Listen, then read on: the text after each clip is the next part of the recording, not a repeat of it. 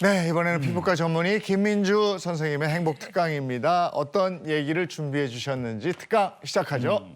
네, 날씨가 많이 따뜻해졌습니다. 그런데 아직 일교차가 좀 커요. 아침, 저녁으로는 꽤 쌀쌀하죠. 정말 피부가 적신호를 보내기 딱 좋은 계절인데요. 그래서 제가 오늘 준비한 특강은요. 피부도 대청소가 필요하다입니다. 아니 무슨 말인지 알 것 같긴 한데 한편으로는 또 갸우뚱하게 되는 게 사실 혈관은 우리가 뭐 꺼내서 대청소를 할 수가 없지만 피부는 매일 클렌징도 하고 열심히 닦고 또 뭐도 바르고 관리를 많이 하거든요. 네, 근데 단순히 피부는 겉으로 드러나 있는 기관이다라고 생각하시면 절대 안 되고요. 우리의 건강과 아름다움을 위해서 정말 가장 중요한 역할을 하고 있는 신체 기관이라고 생각을 해야 되는데요. 이게 최전방에 있잖아요, 피부가. 최전방에서 유해한 세균이나 이런 것들이 안으로 들어오지 못하게 막아주는 역할도 하고 있고요. 수분, 밸런스, 이런 전해질 밸런스도 이 피부가 다 담당을 하고 있습니다. 그리고 외부로부터 오는 위험을 감지하는 것도 당연히 피부인데요. 그래서 이 전신 건강을 위해서도 피부 건강을 지켜야 됩니다. 그래서 제가 오늘 준비한 실전편이 있습니다. 네. 제가 오늘 준비한 피부 관리법은요. 환절기 피부 삼적을 잡아라입니다. 오, 삼적을 잡아라. 네. 정말 잡고 싶습니다. 피부에 해가 되는 세 가지 무언가를 잡으라는 얘기네요. 네, 맞습니다. 제일 유명한 적이죠. 피부 삼적 중에서 가장 중요한 적, 바로 자외선인데요. 제가 질문 하나 드릴게요. 여기 계신 분들 중에서 겨울에도 여름처럼 열심히 매일 자외선 차단제를 발랐다 하시는 분 손 이거 들어보시죠. 바르지. 조금이라도 바르지. 관리해요, 저 그래도.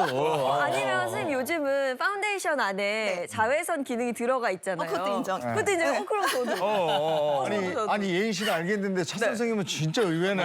아니, 발라서도 이 정도로 좀 까만데 안 바르면 어떻겠어요. 아유. 근데 차 박사님 야외 활동 많이 하니까 신경 써요. 관리하시는구나. 아니 평소에는 방송 끝나면 클렌징 티슈 가지고 지우죠. 때밀듯이 해요. 근데 신경 쓰고 있었어. 근데 제가 피부를 신경 쓴 이유가 있는 게 언젠가 이게 뭐 이렇게 봤더니 이게 자외선을 이렇게 직접 맞은 분하고 안 맞은 하고 이게 비교하는 그 그림이 하나 있었거든요. 맞아. 예. 그러고 유명하죠. 났더니 이게 그거 보고 나서 좀 이게 좀 신경 써야 되겠구나 이런 생각을 좀 해봤습니다. 네. 정말 무시무시한 사진이잖아요. 목에 선크림 안 발랐다가 저렇게 되신 거거든요. 네, 피부 노화는 크게 두 가지로 나눌 수가 있습니다. 자연 노화라고 하는 내인성 노화가 있고요. 광노화가 있는데요. 내인성 노화는 말 그대로 자연 노화. 내가 나이를 먹으면서 어쩔 수 없이 받아들여야 되는 노화. 세포 기능이 떨어진다든지 호르몬이 달라진다든지 이런 변화를 얘기하고요. 광노화는 대표적으로 자외선에 의한 노화를 얘기합니다. 이 자외선에 의해서 노화가 오기 때문에 이 반대로 얘기하면 선크림을 열심히 바름으로써 막을 수 있는, 늦출 수 있는 노화가 바로 광노화입니다. 그래서 제가 오늘 꼭 바르셔야 하는 선크림 잘 바르는 방법을 오늘 알려드리도록 하겠습니다. 네. 근데 선크림 그냥 바르면 되는 거 아니에요? 이걸 또 그치. 잘 바르는 방법이 있는 그 생각은 못 해봤는데 잘 바르는 방법 좀 알려주세요. 네, 제가 오늘 알려드리려고 하는데요. 제가 먼저 보여드리고 싶은 게 있습니다. 이게 정량, 저희가 보통 말씀드리는 선크림은 이 정도는 꼭 바르셔야 됩니다라고 말씀드리는 양이 있는데요. 그 정도의 양을 발랐을 때 어떻게 되는지 한번 눈으로 보여드릴게요. 네. 에? 저 뭐야? 공포 영화. 뭐야? 너무 무서운데 얘가 너무 극단적이에요. 저렇게 바르려고 그러면 누가 선크림 바르겠어요. 실제 저희가 군대 갔을 때 훈련소에서 피부과 전문의 하는 친구들이 얼굴에 저렇게 바르더라고요. 저렇게 바르는 게 맞다고 했는데 실제 저게 맞는 거죠, 지금? 네, 정말 이렇게 바르시는 게 맞습니다. 그분이 정말 잘하신 거고요. 저희가 말씀드리는 권장량이 1cm 제곱미터당 2mg을 바르라고 말씀을 드리는데 사실 그게 생각보다 양이 굉장히 많아요. 그러니까 마디로 치면 거의 손가락 2마디 정도를 짜야 되거든요. 근데 그렇게 바르면 당연히 백탁이 오죠. 어쩔 수 없습니다. 제품을 아무리 잘 선택해도 특히 남성분들 골프장 가시면 다 그렇게 다니시잖아요. 그래서 제가 방법을 하나 알려드리려고 하는데요. 보통 어머님들 선크림 바르실 때 어떻게 바르세요? 그냥 이렇게 바르시지 않으시나요? 그렇죠. 그게 일반적이신데 그거보다는 제가 오늘 알려드리고 싶은 건 붓이나 퍼프를 이용하시면 훨씬 더 잘 발려집니다. 네. 근데 그냥 손으로 슥슥 바르면 모르겠는데 가지고 아니 뭐 백이 있으니까 가지고 다니나? 어쨌든 귀찮은 거 싫어하고 또 돈 내고 또 그걸 구매를 해야 그러니까, 되니까 퍼프도 사야 어머님들 되고. 더 싫어할 텐데. 그래도 얼굴이 늙는 것보다는 붓이나 퍼프 정도는 좀 구매를 하셔도 되지 않을까요? 많이 비싸지 않으니까요. 제가 알려드리면은요. 일단 선크림을 짜야겠죠. 근데 정말 깜짝 놀라실 거예요. 저희가 발라야 하는 선크림이요. 아이고. 오, 손 저렇게 많이 써? 보통 500원짜리 동전이라고 저희가 말씀을 드리거든요. 야. 이 정도를 짜면 근데 당연히 백탁이 오겠죠. 근데 이거를 그냥 이렇게 바르시면 당연히 하얗게 동동 뜰 수 있고 집에 있는 뭐 퍼프나 이런 걸 이용하시면 좋거든요. 일단 붓을 사용하셔도 되고요. 붓을 사용해서 와, 양이 정말 많은데. 이렇게 바르시는데 한꺼번에 이 양을 다 바르시는 게 아니라 저 모델분 얼굴이 조그매서 별로 그러니까. 안 써도 될 것 같은데. 저는 좀 크니까 다 써도 될 것 같긴 해요.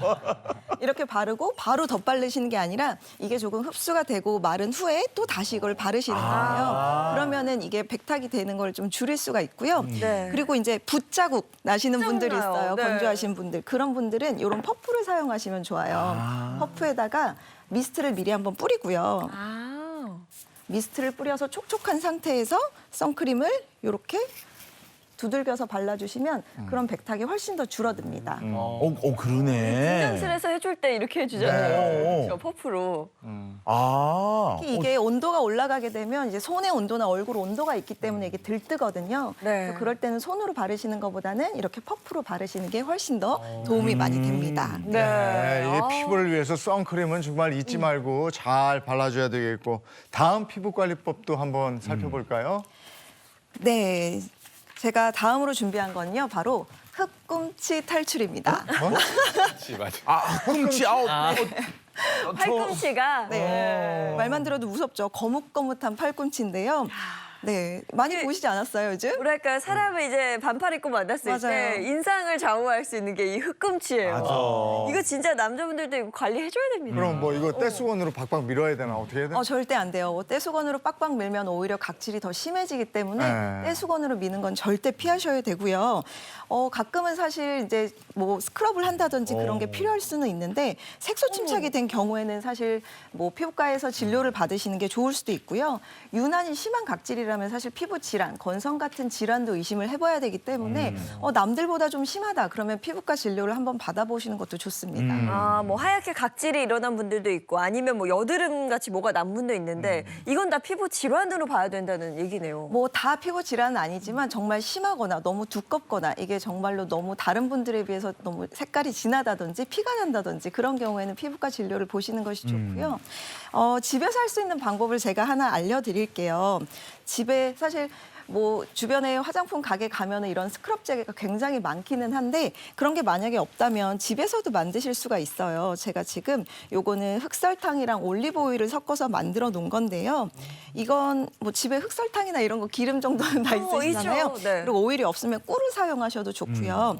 이거를 사용을 하실 때 요렇게 만들었다가 집에서는 이제 팔꿈치에 미스트를 좀 뿌려서 정돈을 시킨 후에 따뜻한 스팀 타올로 좀 진정을 시켜주시고요. 보습이 된 후에 이걸로 스크럽을 하고 닦아내시면 됩니다. 한 2, 3분 정도 있다가 닦아내시면 되고요. 뭐 너무 자주 하지만 않으시면 특별히 피부에 부담이 되진 않기 때문에 편하게 사용을 하셔도 될 것 같습니다. 네. 그러니까 요즘에 이제 그 반소매하고 반바지 입을 때가 슬슬 다가오고 있잖아요. 네. 이미 뭐 반소매 입고 다니니까 이런데 관리 신경 써서 잘 해야 되겠어요. 근데 저렇게 하면 집에서도 관리할 수 있는 거겠네요. 네, 맞아요. 꼭 제품이 없더라도 집에 있는 걸 활용해서 관리를 하시면은 거뭇거뭇한 흑꿈치를 탈출하실 수가 있습니다. 네. 알겠습니다. 다음 피부 관리법도 알아볼까요? 네, 마지막 세 번째인데요. 세 번째. 네, 눈썹을 뽑을까 밀까 입니다. 이 눈썹 정리도 인상에 굉장히 중요한 부분을 차지합니다. 근데 항상 근데 고민이 이게 되는 게 매일 자라잖아요. 네, 맞아요. 매일 샵에 갈 수도 없고 매일 전문가에게 맡길 수가 없잖아요. 결론만 말씀드리면요. 뽑지 말고 뽑지 말고 밀자입니다. 뽑으면 아무래도 모낭이 자극돼서 피부의 탄력이 더 떨어질 수 있거든요. 그러니까 꼭 관리를 하셔야 한다면 뽑기보다는 그냥 깨끗한 칼로 밀어서 정리를 하실 것을 권해드립니다. 알겠습니다. 네. 워낙 빨리 자라기 때문에 네, 관리를 자주자주 해야 되는데 네. 뽑기보다는 미는 걸로 추천을 드리겠습니다. 자,